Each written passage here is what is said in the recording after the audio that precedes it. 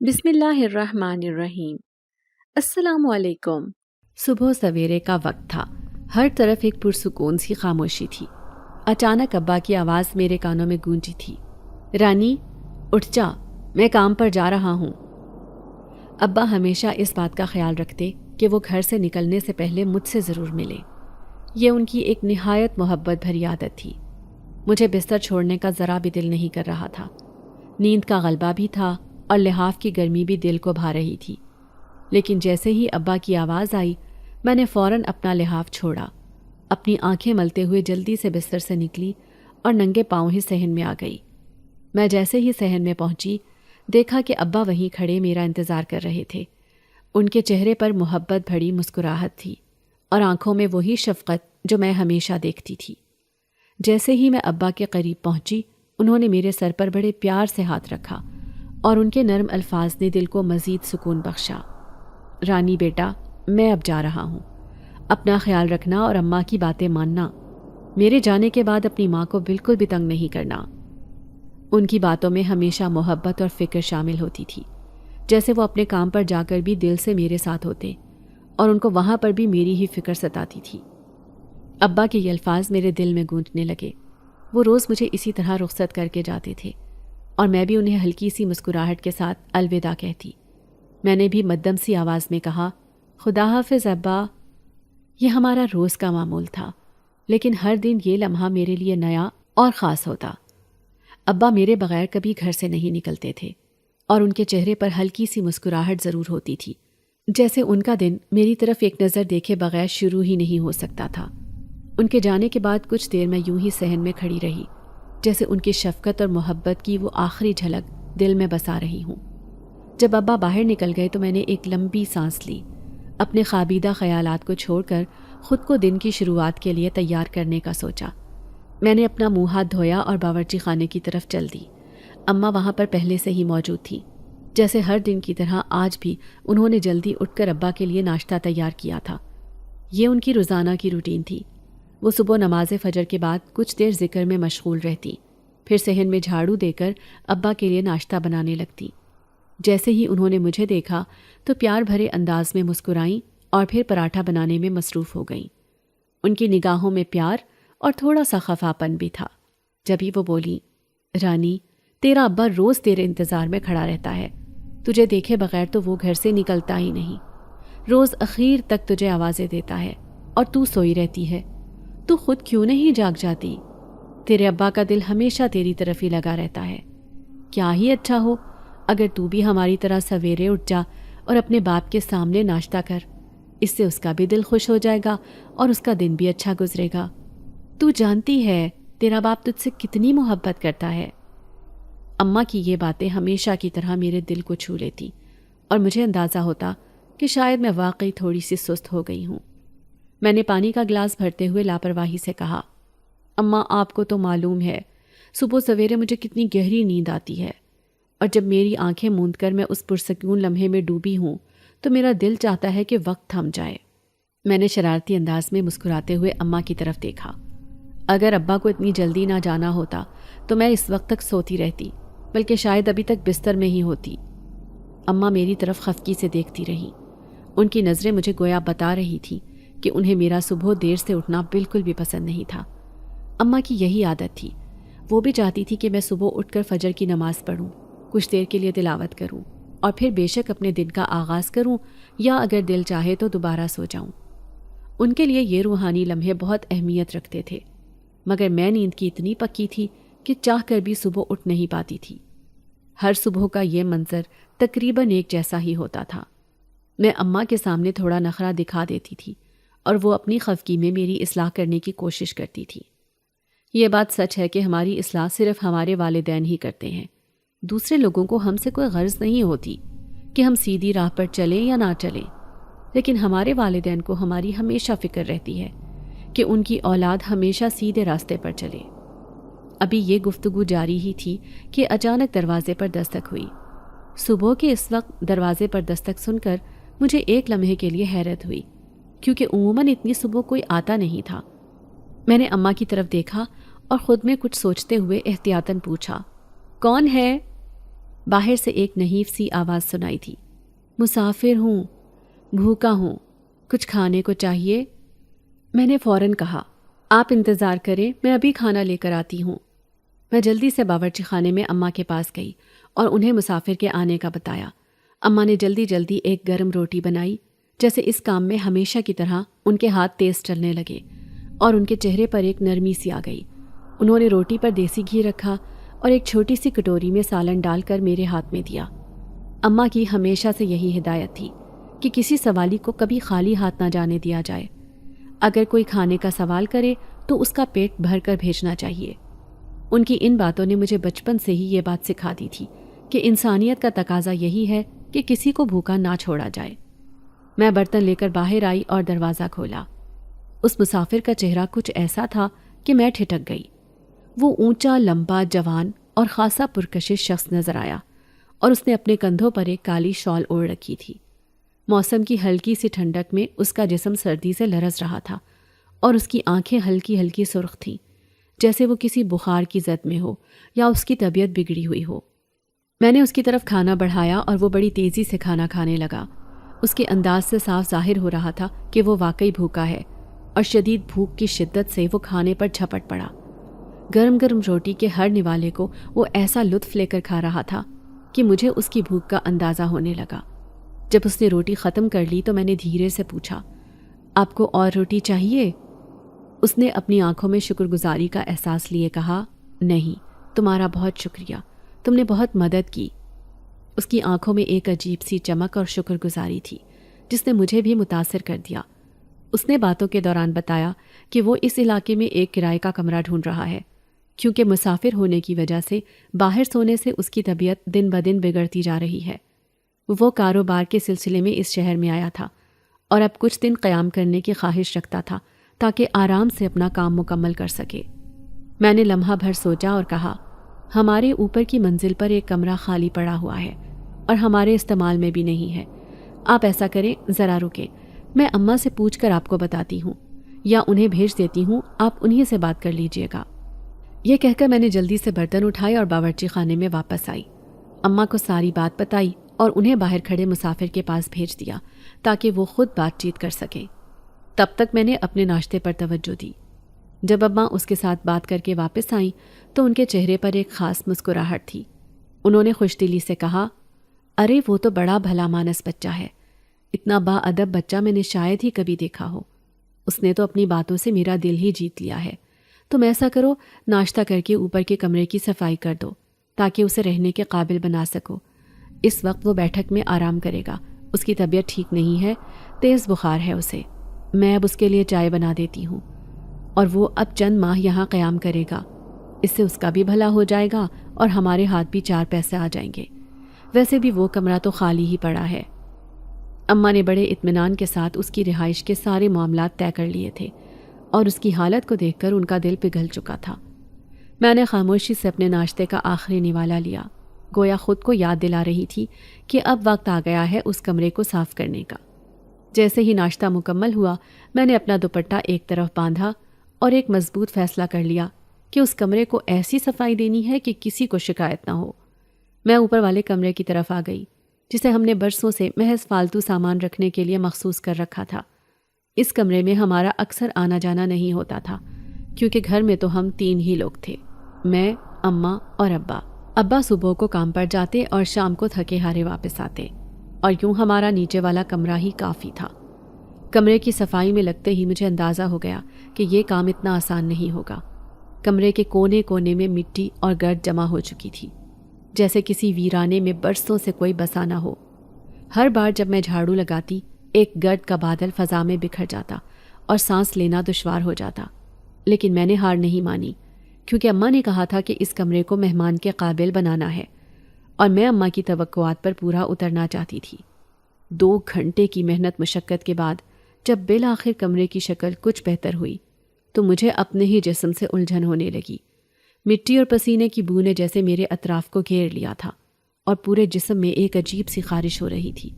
میں فوراً bath room کی طرف بھاگی اور ٹھنڈے پانی سے نہانے لگی، گویا یہ نہانا ایک پاکیزگی کا احساس دے رہا تھا۔ جیسے ہی پانی کی ٹھنڈی بوندیں میرے جسم کو چھونے لگیں، تمام تھکن آہستہ آہستہ دھلنے لگی اور میں محسوس کر رہی تھی کہ میری توانائی بحال ہو رہی ہے۔ نہانے کے بعد جب میں باہر نکلی اور اپنے بال خشک کرنے لگی تو میری نظر ایک دم سامنے پڑی۔ وہ لڑکا کھڑا تھا، لیکن وہ صرف معصوم نہیں لگ رہا تھا۔ اس کی نگاہوں میں ایک عجیب سی چمک تھی، جیسے کہ وہ کچھ کہنا چاہتا ہو مگر الفاظ نہ مل رہے ہوں۔ اس کی آنکھوں کی گہرائی میں کوئی راز چھپا ہوا تھا جسے میں سمجھ نہیں پا رہی تھی۔ میرے دل کی دھڑکنیں بے قابو سی ہونے لگیں اور ایک لمحے کے لیے میری نظریں اس سے ملی تو میں نے فوراً اپنے آپ کو سنبھالا۔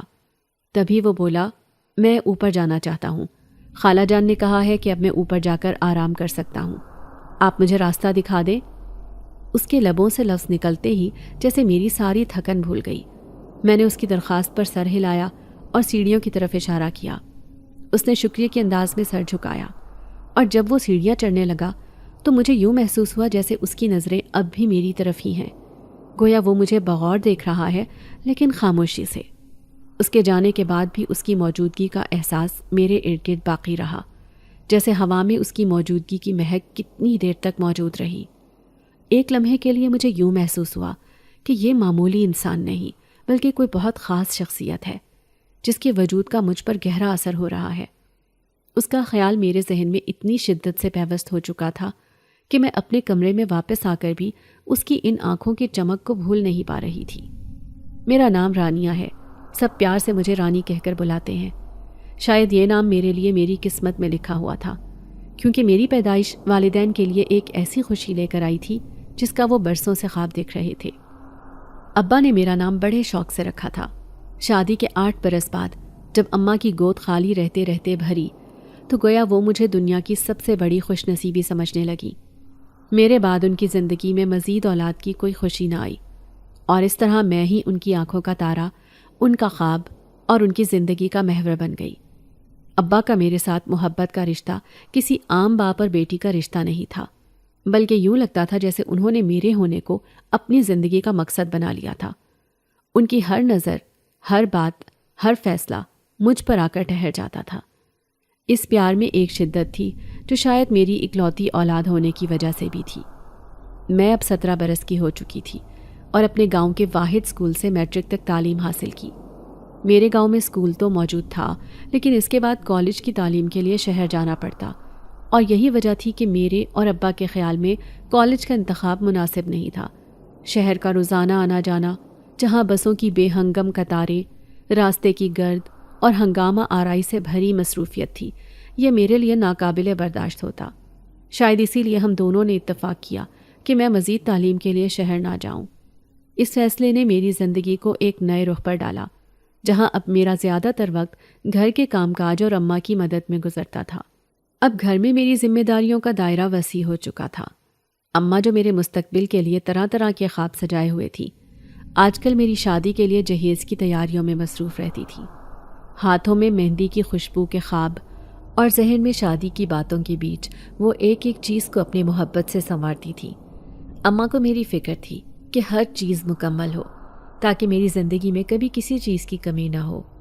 ابا نے بھی اماں سے کہہ دیا تھا کہ میرے 18 برس کا ہوتے ہی وہ میری شادی کے لیے ایک مناسب رشتہ دیکھیں گے، اور اس کی خاطر انہوں نے برسوں سے کچھ جمع پونجی بھی سنبھال کر رکھی تھی۔ حالانکہ میرے دل میں ابھی شادی کا کوئی خاص خیال نہیں تھا۔ میں چاہتی تھی کہ زندگی کی اور بھی رنگینیاں دیکھوں، کچھ اور خواب پورے کروں، لیکن یہ بات میں اماں اور ابا سے کیسے کہہ سکتی تھی؟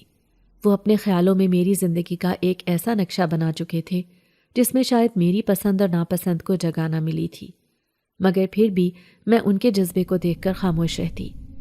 ابا کی محنت سے ہماری زندگی کی ضروریات پوری ہو رہی تھی۔ وہ ایک مل میں سیکیورٹی گارڈ کی نوکری کرتے تھے۔ یہ نوکری بظاہر تو ایک معمولی حیثیت کی تھی، لیکن ابا کے لیے یہ بہت معنی رکھتی تھی۔ صبح اندھیرے میں گھر سے نکلنا، تھکی ماندی رات کو لوٹنا، ان کے چہرے کی سنجیدگی میں چھپے خواب اور اس کے دیے، یہ سب کچھ میری آنکھوں کے سامنے تھا۔ جب کبھی ابا کو دیکھتی تو ان کی آنکھوں میں ایک عزم اور محنت کا جذبہ دکھائی دیتا، گویا وہ کہہ رہے ہوں کہ میری زندگی ان کی سب سے بڑی ذمہ داری ہے۔ یہ نوکری ان کے لیے نہ صرف ذریعہ معاش تھی بلکہ فخر کا مقام بھی تھی۔ وہ اکثر اماں سے کہتے، میں اپنی رانی کی زندگی میں خوشیاں بکھیرنے کے لیے دن رات محنت کرتا ہوں اور میں چاہتا ہوں کہ وہ ہمیشہ خوش رہے۔ یہ سن کر اماں کے چہرے پر ایک سکون اور اطمینان کا سایہ سا چھا جاتا، گویا ان کی آنکھوں میں میرے خوبصورت مستقبل کی جھلک نمودار ہو جاتی۔ ہمارا گھر چھوٹا سا مگر پرسکون تھا، زیادہ لوگوں کا آنا جانا نہیں تھا، بس ہم ماں بیٹی اپنی سادہ سی زندگی گزار رہے تھے۔ اماں کو میں دنیا کی سب سے عظیم اور نرم دل انسان مانتی تھی۔ اماں کا ہر وقت یہی خیال ہوتا کہ میری ضروریات پوری ہوں اور میں کسی پریشانی میں نہ رہوں۔ میری خوشیوں کے لیے انہوں نے اپنی زندگی کو مختصر کر لیا تھا، اپنی خواہشات کی قربانی دے کر میرے لیے آسانیاں پیدا کر رکھی تھی۔ ان کے پاس جو وقت ہوتا وہ میرے کپڑوں اور دیگر چیزوں کی دیکھ بھال میں لگا دیتی، اور اس طرح میری زندگی کے چھوٹے چھوٹے حصے ان کی محبت سے بھرے ہوتے۔ ان کے ساتھ رہتے ہوئے میں نے کبھی بھی دنیا کی مشکلات کا سامنا نہیں کیا تھا۔ یوں لگتا جیسے ان کی دعائیں اور محبت میرے ہر قدم پر میرے ساتھ ہوتی ہوں۔ میری واحد سہیلی خدیجہ تھی۔ خدیجہ ایک بے حد مخلص لڑکی تھی اور اس کے ساتھ میرا ایک خاص تعلق تھا۔ میں اپنی ہر بات اسی سے کرتی، اپنے دل کی ہر بات اس سے کہتی، اور یوں لگتا جیسے وہ میری ہمراز ہو۔ ہمارے درمیان ایسی گہری دوستی تھی کہ وہ میرے دل کے قریب تھی۔ ہم زیادہ تر دن کے وقت ساتھ بیٹھ کر باتیں کرتے اور دنیا جہان کی باتیں کرتے۔ وہ واحد شخصیت تھی جس کے سامنے میں بے جھجک ہو کر اپنی تمام پریشانیاں اور خوشیاں بانٹتی۔ اسی کی وجہ سے میرا دل بوجھل ہونے کے بجائے ہمیشہ ہلکا محسوس ہوتا۔ گھر کا ماحول ہمیشہ سے ہی نیک اور سادگی پر مبنی تھا۔ میرے والدین نے مجھے رحم دلی، سخاوت اور ایثار کی تربیت دی تھی۔ میرا دل بھرا رہتا اور دل میں ایک خاص قسم کا سکون محسوس ہوتا تھا۔ ہمارے والدین کی فطرت میں رحم دلی اور خدمت خلق کا جذبہ کوٹ کوٹ کر بھرا ہوا تھا۔ انہیں ہمیشہ اللہ کی رضا کی تلاش رہتی اور وہ یہی سوچتے کہ لوگوں کی مدد کر کے وہ اپنے رب کو خوش کر رہے ہیں۔ کبھی کبھار کوئی فقیر یا مسکین یا سوالی دروازے پر آ جاتا تو وہ اسے خالی ہاتھ نہیں جانے دیتے تھے۔ اماں کہتی تھی کہ یہ لوگ ہمارے در پر آتے ہیں تو اللہ کی طرف سے رحمت کا ذریعہ ہے۔ ان کی باتوں میں ہمیشہ حکمت اور نرمی ہوتی، اور میں بھی یہی سیکھنے لگی تھی کہ جو کچھ ہمارے پاس ہے وہ اللہ کا دیا ہوا ہے اور ہمیں اسے دوسروں کے ساتھ بانٹنا چاہیے۔ آج بھی جب دروازے پر دستک ہوئی اور ایک سوالی مسافر نے مدد مانگی تو میری اماں نے فوری طور پر میرے کہنے پر اس کے لیے کچھ کھانے پینے کا انتظام کر دیا۔ میں نے اپنے مخصوص انداز میں دروازے کی چوکھٹ پر کھڑے اس سوالی سے ہمدردی کے ساتھ پوچھا کہ آیا اسے کچھ اور چاہیے، تو اس نے کھانا کھانے کے بعد جھجکتے ہوئے کہا کہ اسے رہنے کے لیے بھی کوئی جگہ چاہیے جہاں وہ چند دنوں تک ٹھہر سکے۔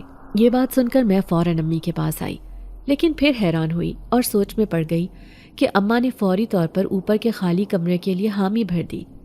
میں نے بھی اس کمرے کو کئی بار دیکھا تھا۔ پرانا اور خالی ہونے کے باوجود اس کمرے میں ایک مخصوص گرم جوشی محسوس ہوتی تھی۔ اماں نے اس مسافر سے کچھ ضروری باتیں کی، شاید کرایہ طے کرنے یا مدت قیام کے حوالے سے، مگر مجھے کبھی کچھ نہیں بتایا۔ بعد میں اماں سے پتہ چلا کہ اس کا نام عثمان ہے اور اب وہ اوپری منزل پر ٹھہرے گا۔ ایک عجیب سی خوشی اور تسلی محسوس ہوئی کہ اماں نے ایک اور ضرورت مند کی زندگی میں آسانی پیدا کی ہے۔ شام کا وقت تھا اور ہر طرف ایک پرسکون خاموشی چھائی ہوئی تھی۔ تھوڑی ہی دیر میں ابا گھر پہنچ گئے۔ جیسے ہی انہوں نے گھر میں قدم رکھا، اماں نے انہیں عثمان کے بارے میں بتانا شروع کیا۔ اماں نے بڑی محبت سے بتایا کہ کیسے وہ شخص دروازے پر آیا تھا اور ان کی ضرورتوں کے بارے میں بات کی۔ اماں کی باتوں میں نہ صرف ہمدردی تھی بلکہ ایک فخر بھی تھا کہ انہوں نے اللہ کے نام پر ایک اور بندے کی مدد کی تھی۔ اماں نے عثمان کی بے حد تعریف کی کہ وہ کیسے شریف النفس شخص معلوم ہوتا تھا۔ ان کی باتوں سے ایسا لگ رہا تھا جیسے وہ عثمان کو اپنا کوئی قریبی عزیز مان چکی ہوں۔ اماں کی باتوں سے ابا کے چہرے پر بھی خوشی اور مسکراہٹ نظر آنے لگی، جیسے وہ بھی دل سے اس شخص کے لیے خیر مقدم کر رہے ہوں۔ اتنے میں ہم نے دیکھا کہ عثمان اوپر سے نیچے آ رہا ہے۔ اس کا انداز آرام دہ تھا، جیسے وہ اس جگہ کو اپنا سمجھنے لگا ہو۔ اس کا چہرہ پرسکون نظر آیا اور صبح کے مقابلے میں اس کی طبیعت بھی کچھ بہتر محسوس ہو رہی تھی۔ ابا نے جب عثمان کو دیکھا تو بڑے دوستانہ انداز میں اس سے باتیں کرنے لگے۔ ان کی گفتگو میں جیسے کسی اجنبی سے نہیں بلکہ ایک پرانے دوست سے ملنے کا سا احساس تھا۔ ابا کے رویے میں ہمیشہ سے ایسی ہی گرم جوشی ہوتی تھی، کسی بھی اجنبی کو چند ہی لمحوں میں اپنائیت کا احساس ہو جاتا۔ اماں نے آج خاص طور پر مہمان کی خاطر ایک دیسی مرغی پکائی تھی جو کہ ہمارے گھر میں کسی خاص موقع پر ہی بنتی تھی۔ میں نے اماں کے اس عمل کو خاموشی سے سراہا کیونکہ وہ ہمیشہ مہمان نوازی میں کسی قسم کی کمی نہیں آنے دیتی تھی۔ کھانا تیار ہو چکا تھا اور اماں نے ابا اور عثمان کو باہر بیٹھنے کے لیے کہا تاکہ وہ آرام سے کھانا کھا سکے۔ میں خاموشی سے باورچی خانے میں ہی بیٹھ کر اپنا کھانا کھانے لگی۔ مجھے احساس تھا کہ آج کا کھانا صرف ایک کھانا نہیں تھا بلکہ اس میں اماں کی محبت اور اخلاص اور سخاوت شامل تھی۔ کھانا کھاتے ہوئے ابا نے عثمان سے مختلف سوالات پوچھنے شروع کر دیے، جیسے کہ وہ کون ہے، کہاں سے آیا ہے اور کس کام کے سلسلے میں یہاں ٹھہرا ہوا ہے۔ عثمان نے دھیمے لہجے میں ایک ایک سوال کا جواب دیا، جیسے کہ وہ اپنے بارے میں زیادہ کچھ نہ بتانا چاہتا ہو۔ اس نے بتایا کہ وہ کپڑے کا کاروبار کرنا چاہتا ہے مگر یہ نہیں جانتا کہ کہاں سے شروع کرے۔ وہ کہہ رہا تھا کہ اس نے مختلف جگہوں سے پتہ کرنے کی کوشش کی مگر ابھی تک اسے کوئی خاطر خواہ کامیابی نہیں ملی۔ اسی دوران اس کی طبیعت بھی خراب ہو گئی جس کی وجہ سے وہ مزید معلومات جمع نہیں کر سکا، مگر اب اس نے ارادہ کیا تھا کہ کل سے دوبارہ محنت کرے گا اور کام کے سلسلے میں پتہ کرے گا۔ ابا نے اس کی باتیں بڑے غور سے سنی اور مسکراتے ہوئے سر ہلا کر اسے حوصلہ دیا۔ عثمان کی باتوں میں عزم تھا مگر ساتھ ہی ایک چھپی ہوئی جھجک بھی محسوس ہو رہی تھی، جیسے کہ اس کے دل میں کوئی بوجھ ہو۔ کھانے کے بعد اماں نے قہوہ بنانے کا کہا۔ میں جلدی سے کچن میں گئی اور قہوہ تیار کرنے لگی۔ میں نے دیکھا کہ عثمان قہوہ پیتے ہوئے بھی ایک سنجیدہ اور غور و فکر میں ڈوبا ہوا محسوس ہو رہا تھا، جیسے کہ اس کے دل میں کئی سوالات اور خیال ہوں۔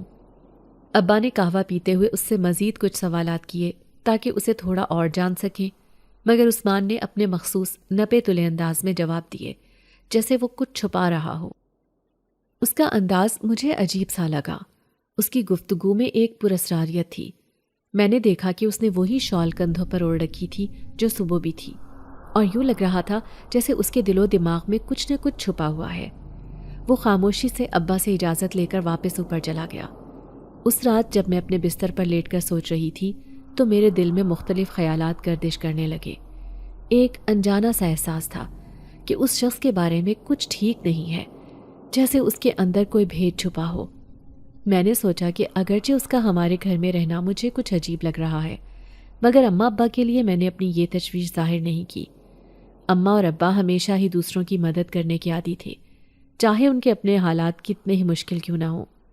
ان کے دل میں اتنی رحم دلی اور سخاوت تھی کہ وہ خود تو تنگی برداشت کر لیتے تھے مگر دوسروں کو مشکلات میں دیکھ کر ان کا دل پسیج جاتا تھا۔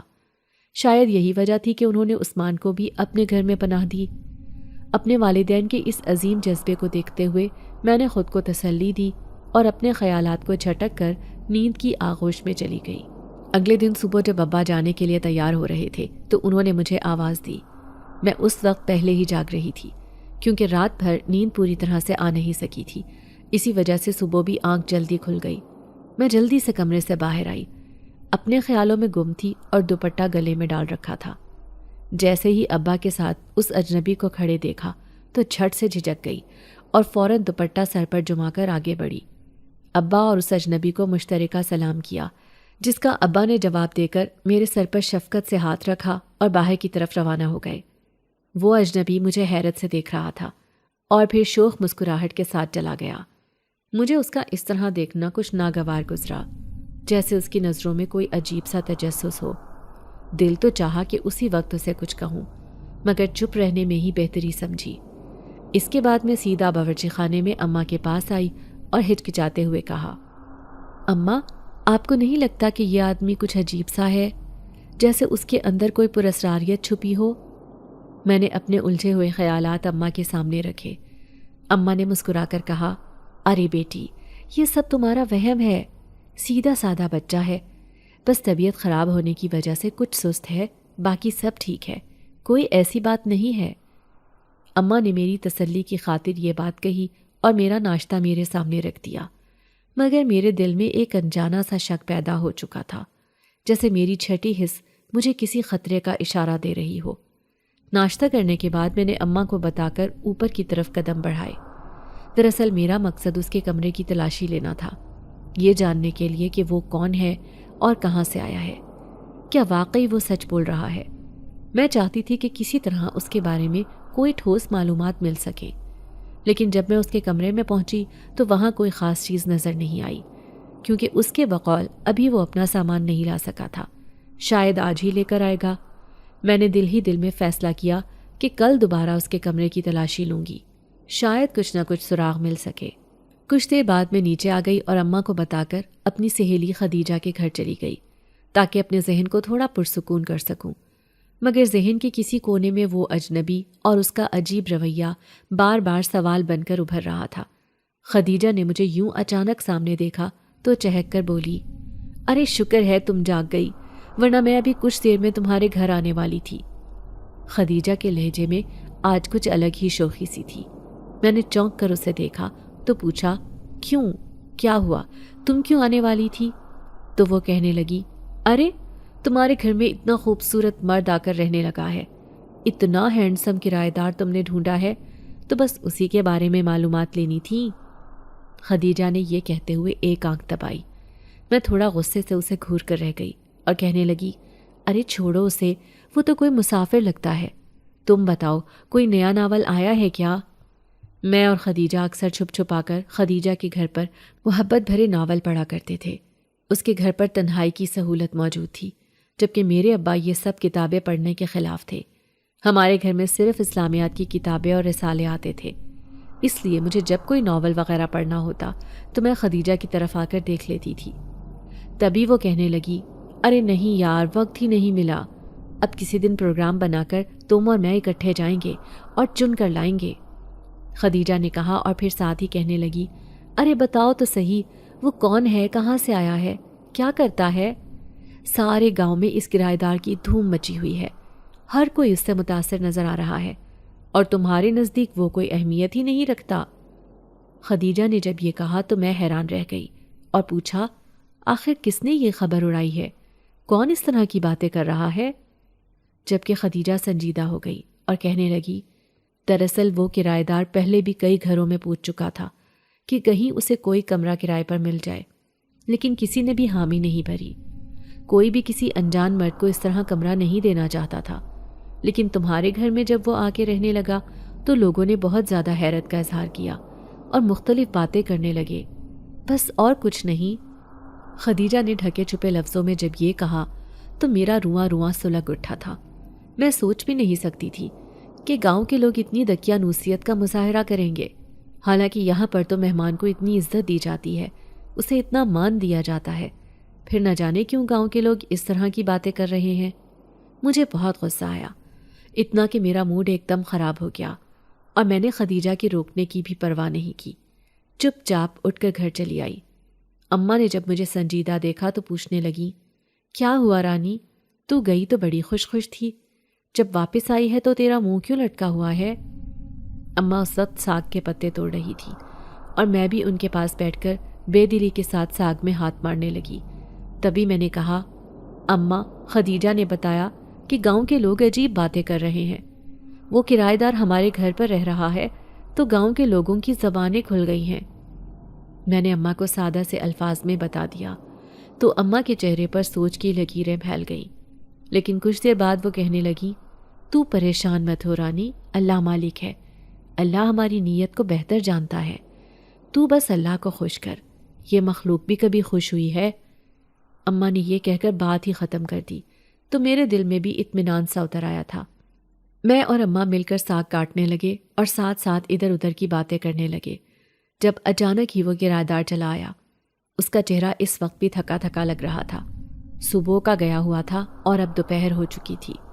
تبھی آتے ہی اماں سے کہنے لگا، خالہ جان کیا کھانا ملے گا اس وقت؟ بھوک شدید لگ رہی ہے اور سر بھی چکرا رہا ہے۔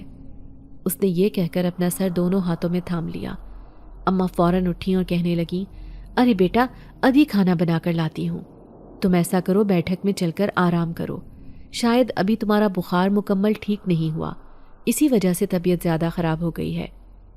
اماں یہ کہہ کر فوراً باورچی خانے کی طرف چلی گئی اور اس کے لیے روٹی بنانے لگی، جبکہ میں اب بھی بے دلی سے ساگ توڑ رہی تھی، لیکن میرا دھیان اندر بیٹھک میں آرام کرتے ہوئے عثمان کی طرف چلا گیا تھا۔ نہ جانے وہ کون تھا، کہاں سے آیا تھا، اور یوں اچانک ہماری زندگی میں کیسے آسانی سے شامل ہو گیا۔ میں نے سوچ لیا تھا کہ آج میں اس سے ضرور پوچھوں گی کہ اس کا کیا مقصد ہے، اور اگر اس نے مجھے صحیح جواب نہیں دیا تو پھر میں اسے یہاں سے جانے کا بول دوں گی۔ اپنے دل میں یہ فیصلہ کر کے میں مطمئن ہو گئی تھی۔ کھانا کھانے کے بعد وہ تو سو گیا تھا، میں بھی اپنے کمرے میں آ گئی، اور شام کو جب میں نے اماں سے اس کے بارے میں پوچھا کہ اب اس کی طبیعت کیسی ہے تو اماں کہنے لگیں وہ اوپر جا کر آرام کر رہا ہے، تو ایسا کر چائے بنا کر ایک کپ اسے دے اور اس کی طبیعت بھی پوچھا۔ مجھے اس کی طرف سے بہت فکر مندی ہو رہی ہے، جوان بچہ ہے لیکن طبیعت کی خرابی کی وجہ سے کیسے مرجھا کر رہ گیا ہے۔ اماں نے فکر مندی سے کہا تو میں سر ہلاتی ہوئی اٹھ کر اوپر آ گئی۔ چائے پہلے ہی بنائی ہوئی تھی۔ میں نے دروازے پر ہلکی سی دستک دی تو دروازہ کھلتا چلا گیا۔ میں اندر داخل ہو گئی۔ وہ سامنے ہی بستر پر بیٹھا ہوا تھا۔ اس کی آنکھیں کھلی تھیں لیکن یوں لگ رہا تھا جیسے وہ وہاں موجود نہیں ہے۔ تبھی میں نے دھڑکتے ہوئے دل کے ساتھ اسے آواز دی، عثمان، یہ چائے لے لیں۔ میری آواز سن کر وہ یوں چونکا جیسے اسے ابھی میری آمد کی خبر ہوئی ہو۔ تبھی اس نے بے اختیار آگے بڑھ کر چائے کا کپ پکڑ لیا، کہنے لگا، تم یہاں پر کیوں آئی ہو؟ تمہیں اوپر نہیں آنا چاہیے تھا۔ عثمان کے اس طرح کہنے پر میرے دل میں ناگواری کی شدید لہر اٹھی۔ اس کے کمرے سے عجیب سی مہک آ رہی تھی۔ اس مہک میں کچھ عجیب سا محسوس ہو رہا تھا جو میرا سر بھاری ہو رہا تھا۔ تبھی میں نے اسے کہا، کیوں نہیں آنا چاہیے؟ یہ میرا گھر ہے اور میں جب چاہوں جہاں چاہوں آ جا سکتی ہوں۔ آخر تم ہوتے کون ہو ہماری زندگی میں یوں دخل اندازی کرنے والے؟ نہ جانے کہاں سے اٹھ کر آ گئے ہو، کون ہو کون نہیں، تمہارے بارے میں ہمیں کچھ معلوم نہیں، اور لوگ ہمارے گھرانے کے بارے میں باتیں کر رہے ہیں۔ تمہیں ذرا بھی اس بات کی پرواہ ہے؟ نہ جانے مجھے کس بات کا غصہ تھا، کس بات کی بھڑاس تھی جو میں نے ایک دم عثمان پر نکال دی، اور وہ حیرت سے میرا چہرہ دیکھنے لگا۔ تبھی وہ کہنے لگا، رانی، تم نہیں جانتی کہ میں کون ہوں۔ میں جن زادہ ہوں اور میرا نام عثمان ہے۔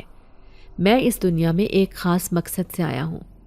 میں شاہ جنات کا اکلوتا وارث ہوں، اور جب تک میرا عمل پورا نہیں ہو جاتا تب تک میں یہاں سے جا نہیں سکتا۔ عثمان کی بات سن کر میرے پیروں تلے سے زمین نکل گئی اور میں حیرت سے آنکھیں پھاڑے اسے دیکھے گئی۔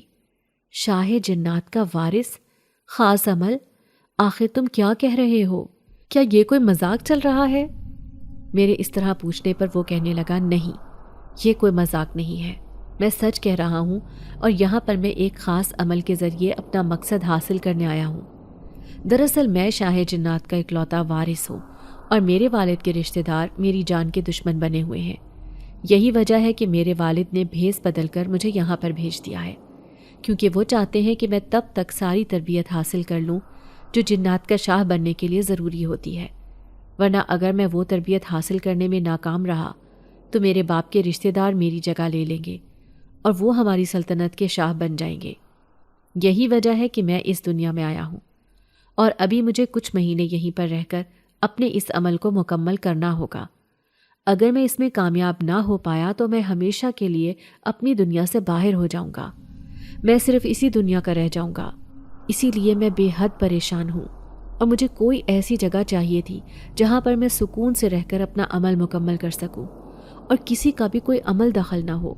یہی وجہ ہے کہ جب میں نے تمہارے گھر کے بارے میں سنا کہ تم لوگ صرف 3 افراد ہو اور تمہارے ماں باپ بہت نیک اور ہمدرد طبیعت کے مالک ہیں، تو میں نے سوچا کہ میرے لیے اس سے بہتر اور کوئی جگہ نہیں ہو سکتی۔ اسی لیے میں یہاں پر چلا آیا، اور یہاں پر میں کافی سکون محسوس کر رہا ہوں۔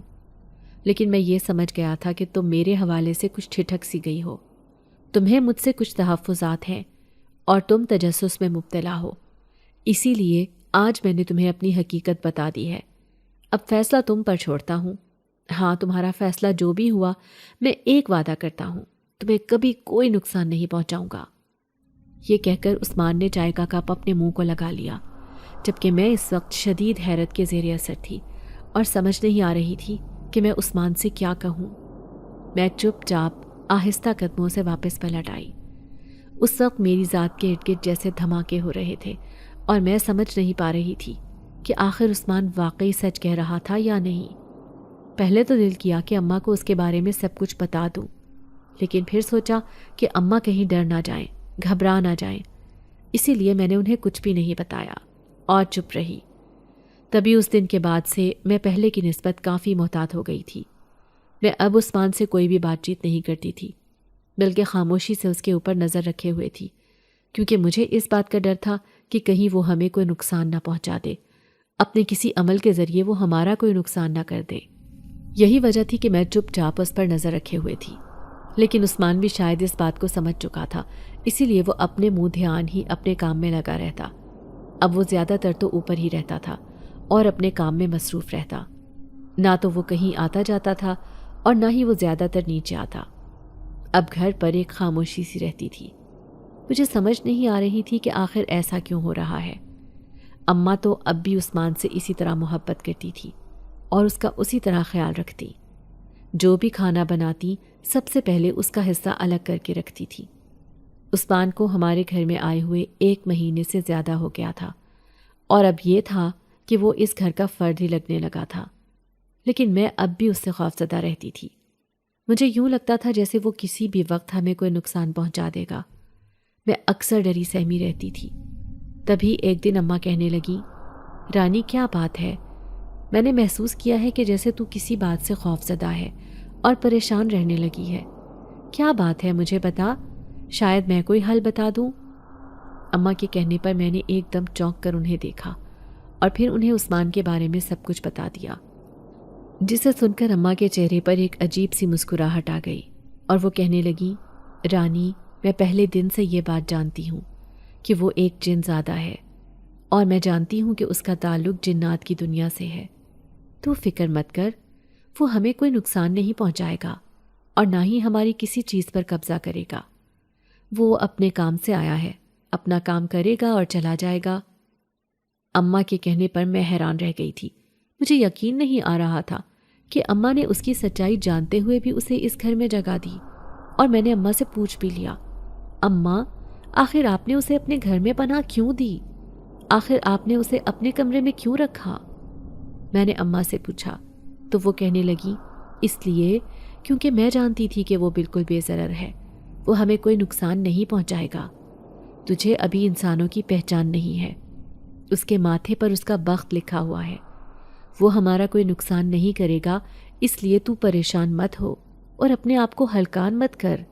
اماں نے مجھے سمجھاتے ہوئے کہا تو میں نے سر ہلا دیا، کیونکہ میں جان چکی تھی کہ اماں نے کچھ سوچ کر ہی اسے پناہ دی ہوگی۔ عثمان اپنے کمرے میں بیٹھ کر اپنا عمل مکمل کرتا رہتا اور میں اور اماں اپنے اپنے کاموں میں مصروف رہتے۔ وہ کیا کر رہا ہے کیا نہیں، اور نہ ہی ہم نے کبھی یہ جاننے کی کوشش کی۔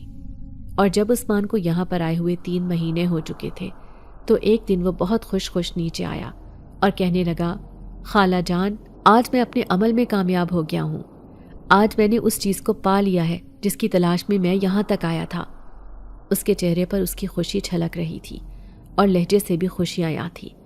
اماں بھی خوش ہو گئی اور کہنے لگی، بیٹا مجھے یقین تھا کہ تم اپنے مقصد میں ضرور کامیاب ہوگے، اور آج میرا یہ یقین سچ ثابت ہوا۔ اماں کے اس طرح کہنے پر عثمان نے بے اختیار آگے بڑھ کر ان کے ہاتھ چوم لیے اور کہنے لگا، بے شک خالہ جان، یہ آپ کا یقین اور دعائیں ہی تھی جو میرے ساتھ شامل حال رہی۔ اب میں 1-2 دن تک یہاں سے چلا جاؤں گا، کیونکہ مجھے ماں کی بہت یاد آ رہی ہے اور میں ان سے بہت اداس ہوں۔ عثمان نے اداس ہوتے ہوئے کہا تو اماں نے کہا، تم فکر مت کرو، جب تمہاری ماں کو بھی تمہاری اس کامیابی کے بارے میں پتہ چلے گا تو وہ بے حد خوش ہوں گی۔ اگلے 2 دن بے حد مصروف گزرے تھے۔ عثمان کے جانے کا سن کر مجھے بھی اداسی ہو رہی تھی، لیکن اسے جانا تو تھا ہی۔ یہ تو پہلے دن سے طے تھا کہ وہ چند ماہ ہی یہاں پر رکے گا، اور اب جیسے ہی اس کا عمل مکمل ہوا تو وہ یہاں سے جانے کے لیے تیار ہو گیا۔ عثمان یہاں سے جا چکا تھا اور اس کے جانے کے بعد سارے گھر پر ایک اداسی سی پھیلی ہوئی تھی، یہاں تک کہ ابا نے بھی اس کے جانے کو بہت محسوس کیا اور کہنے لگے، وہ بچہ تو صرف چند دنوں کے لیے آیا تھا، لیکن کیسا اپنا اپنا تھا، اب اس کے جانے سے گھر پر کیسے اداسی ہو گئی ہے۔ ابا نے کھانا کھاتے ہوئے جب کہا تو اماں بھی اداسی سے کہنے لگی، ہاں سچ کہہ رہے ہیں آپ، واقعی اس کے جانے کے بعد بہت اداسی ہو گئی ہے اور گھر خالی خالی لگنے لگا ہے۔ اماں کے کہنے پر ابا نے سر ہلا دیا اور میں سوچنے لگی کہ واقعی عثمان کے جانے سے گھر پر ایک خاموشی نے اپنا راج قائم کر لیا تھا۔ دن گزرتے جا رہے تھے۔ عثمان کے یہاں سے جانے کے بعد کچھ پتہ نہیں تھا کہ وہ کہاں ہے۔ اماں ابا آج کل میرے رشتے کے لیے پریشان تھے اور انہوں نے کافی لوگوں کو اس بارے میں کہہ رکھا تھا۔ جلد ہی میرا رشتہ ایک بہت ہی مناسب سے گھرانے میں طے ہو گیا تھا۔ میرا ہونے والا شوہر ایک فیکٹری میں سپروائزر کی نوکری کرتا تھا۔ اس کی تنخواہ اچھی تھی، گھر بار اپنا تھا۔ یہی وجہ تھی کہ اماں نے رشتہ فوراً طے کر دیا اور اب شادی کی تیاریاں شروع کی جا رہی تھی۔ سارے گھر میں ایک رونق سی محسوس ہو رہی تھی اور اماں ابا کے چہرے آج کل خوشی سے دمک رہے تھے۔ محلے میں سے ساری لڑکیاں آ جاتی اور گھر پر خوب رونق لگائے رکھتی۔ ایسے میں ایک دن اچانک ہی عثمان چلا آیا۔ اسے یوں اچانک اپنے سامنے دیکھ کر ہم تینوں بے حد حیران ہوئے۔ اماں اور ابا اس سے بڑی محبت سے ملے اور کہنے لگے، بیٹا اتنے دن ہو گئے تھے، تمہاری کوئی خیر خبر ہی نہیں تھی، تمہاری طرف سے بہت فکر مندی ہو رہی تھی، اب تم کیسے ہو؟ کیا تمہارے گھر میں سب خیریت ہے؟ ابا نے محبت سے عثمان سے پوچھا تو وہ مسکرا دیا اور ان کے چھوٹے چھوٹے سوالوں کے جواب دیتا رہا۔ تبھی وہ کہنے لگا، میں یہاں سے بڑی جلدی میں گیا تھا، لیکن اب آپ کا شکریہ ادا کرنے کے لیے آیا ہوں۔ میں سمجھتا ہوں جس طرح ان چند مہینوں میں آپ نے میرا خیال رکھا، مجھ سے محبت جتائی اور میرا ساتھ دیا، ایسا تو کوئی اپنا بھی نہیں کرتا۔ آپ لوگوں نے میرا بہت خیال رکھا ہے اور میں سچ میں آپ لوگوں کا بے حد مشکور ہوں۔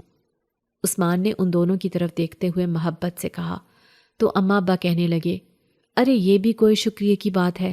تم نے ہم سے مدد مانگی، ہم نے تمہاری مدد کر دی، اس میں کوئی بڑی خاص بات نہیں ہے اور نہ ہی کوئی شکریہ کی بات ہے۔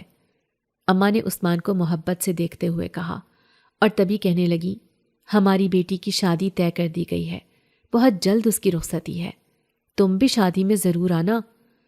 اماں نے عثمان سے کہا تو وہ مسکرا کر سر ہلانے لگا، کہنے لگا، ہاں مجھے گھر کی رونق سے اندازہ ہو رہا تھا، آپ فکر مت کریں، میں شادی میں ضرور شامل ہوں گا، بلکہ ہر کام میں بڑھ چڑھ کر حصہ لوں گا۔ عثمان نے ایک ذمہ داری کے احساس کے ساتھ کہا اور تبھی وہاں جانے سے پہلے اس نے تحفے کے طور پر ایک مخملی ڈبہ میری طرف بڑھایا اور کہنے لگا، یہ تمہاری شادی کا تحفہ ہے۔ اماں ابا کے ساتھ ساتھ میں بھی بے حد حیران رہ گئی۔ میں نے پوچھا، یہ کیا ہے؟ تو کہنے لگا، اسے کھول کر دیکھ لو۔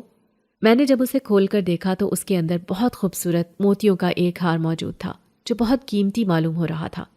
تبھی وہ کہنے لگا، یہ تمہارے لیے ہے، یہ میری ماں کا ہار ہے اور مجھے لگتا ہے کہ اسے تمہارے پاس ہونا چاہیے۔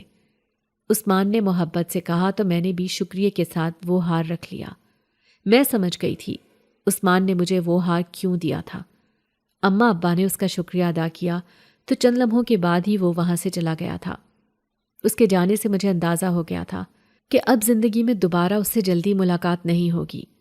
اب دوبارہ عثمان اور شاید میں کبھی سامنے نہ آئیں، لیکن ایک ہار کی شکل میں وہ ہمیشہ میرے ساتھ رہے گا اور مجھے یاد آتا رہے گا۔